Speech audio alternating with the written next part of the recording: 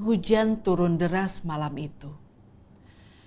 Sari berlari menembus gelap bersama kedua anaknya. Di tangannya hanya ada satu tas dan selembar alamat dari seorang teman lama. Alamat sebuah penampungan kecil di pinggir kota. Ia tiba dalam keadaan basah, gemetar, dan nyaris tanpa suara. Seseorang membuka pintu dan menyapanya dengan lembut. "Masuklah, Nak. Kamu bisa beristirahat di sini." Ruangan itu sederhana, hanya kasur tipis, secangkir teh hangat, dan sebuah Alkitab kecil di atas meja. Untuk pertama kalinya setelah bertahun-tahun, Sari merasakan sesuatu yang sudah lama hilang. Aman. Beberapa tahun sebelumnya, Sari pernah berpikir ia sedang hidup dalam cinta. Ia meninggalkan keluarganya, bahkan imannya, demi seorang pria yang menjanjikan masa depan. Tapi kenyataannya, janji itu berubah menjadi penjara. Pria yang kupikir akan menyelamatkanku, justru menghancurkanku. Ia hidup dalam ketakutan. Arif, suaminya, sering berteriak, menuduh, dan memukul. Di depan anak-anak, Sari berusaha tegar, tapi setiap malam ia menangis tanpa suara. Ketika akhirnya ia pergi, hanya satu hal yang tersisa. Luka yang dalam dan pertanyaan yang menggantung. Aku dibesarkan untuk percaya bahwa engkau baik. Tapi apa artinya baik jika yang paling menyakitiku adalah orang yang memakai namamu? Pertanyaan itu menggema lama di dalam hatinya. Antara iman yang pernah ia kenal dan luka yang membuatnya sulit percaya lagi. Mari kita membaca Yohanes pasal 18-21. Terutama bagian penyaliban dan kebangkitan Yesus.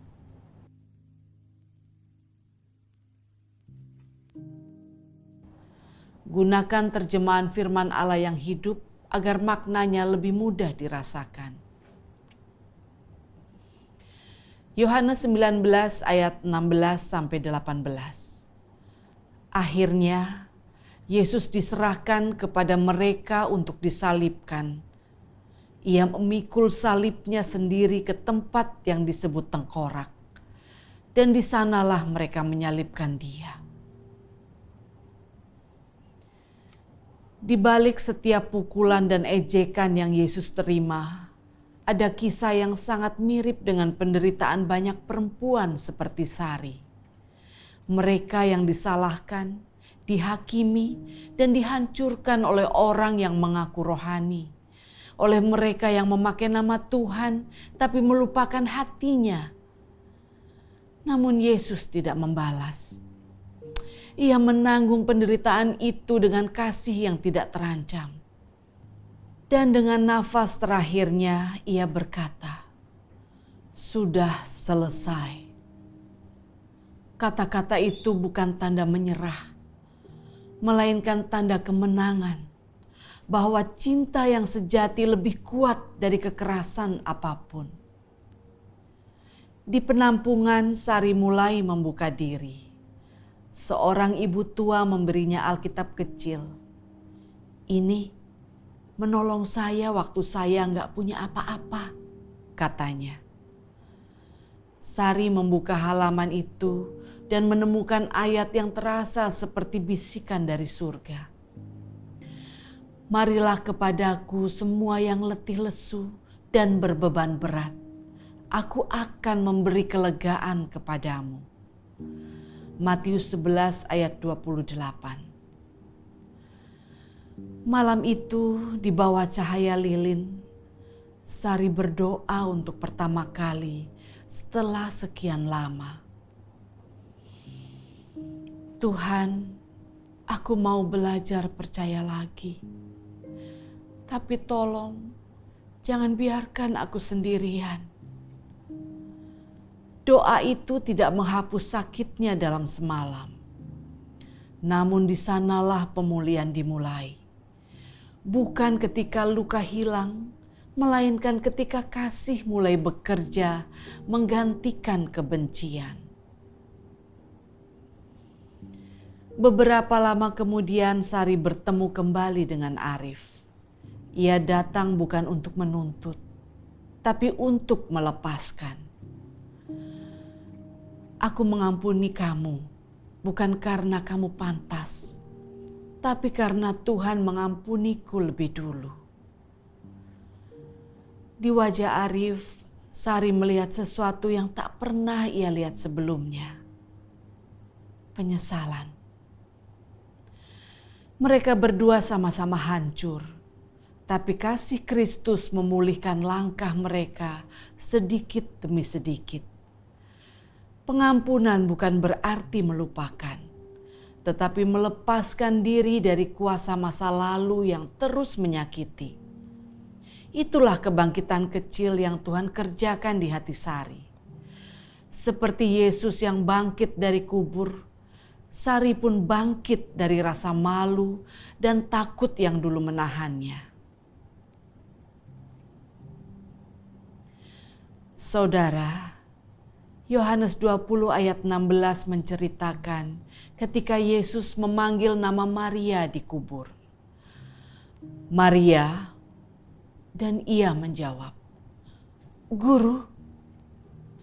Yesus memanggil dengan nama karena ia mengenal duka setiap orang yang tersakiti. Demikian juga ia memanggil Sari dan saudara dengan nama untuk mengatakan bahwa kasihnya tidak berhenti di salib, tetapi terus hidup di setiap jiwa yang mau percaya bahwa pengampunan adalah jalan menuju kebebasan. Ketika Sari duduk di gereja bersama anak-anak dan suaminya, ia memeluk Alkitab kecil itu. Bukan sekadar buku, tapi tanda bahwa Tuhan tidak meninggalkannya. Ia berbisik dalam hati, aku tidak lagi mencari pembuktian bahwa Engkau baik, Tuhan. Aku sudah melihat kebaikan-Mu. Di tengah luka, di tengah kehilangan, dan di tengah pengampunan. Dan di senja hari itu mereka berjalan bersama di bawah langit jingga. Dengan keyakinan bahwa anugerah bisa membangun kembali apa yang telah hancur. Saudara yang dikasihi Tuhan, Tuhan memang baik. Tapi kebaikannya tidak selalu tampak di tangan manusia. Ia baik karena ia turun ke tempat paling gelap untuk menjemput kita keluar. Ia baik karena ia tidak membiarkan kebohongan dan kekerasan menjadi kata terakhir. Di salib, ia menanggung luka yang kita tanggung. Dan di kebangkitan, ia memberi harapan baru bahwa kasih sejati bukanlah kekuasaan, melainkan pengampunan yang memerdekakan. Mari kita percaya hari ini bahwa Tuhan tetap baik, bahkan ketika dunia tidak, dan di tangannya tidak ada luka yang sia-sia.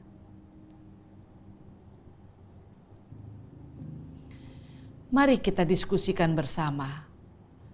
1. Apa yang saudara rasakan saat mendengar pertanyaan Sari? Apa artinya Tuhan baik jika yang paling menyakitiku adalah yang memakai namanya?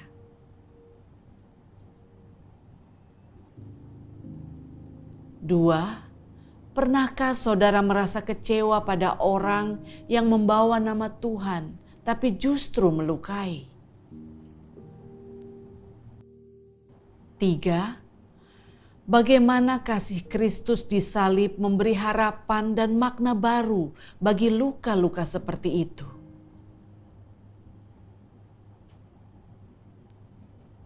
Empat, apa arti pengampunan bagi saudara? Apakah melepaskan, berdamai, atau memulai kembali? 5. Bagaimana komunitas dapat menjadi tempat aman bagi mereka yang terluka oleh penyalahgunaan kuasa rohani atau relasi yang rusak?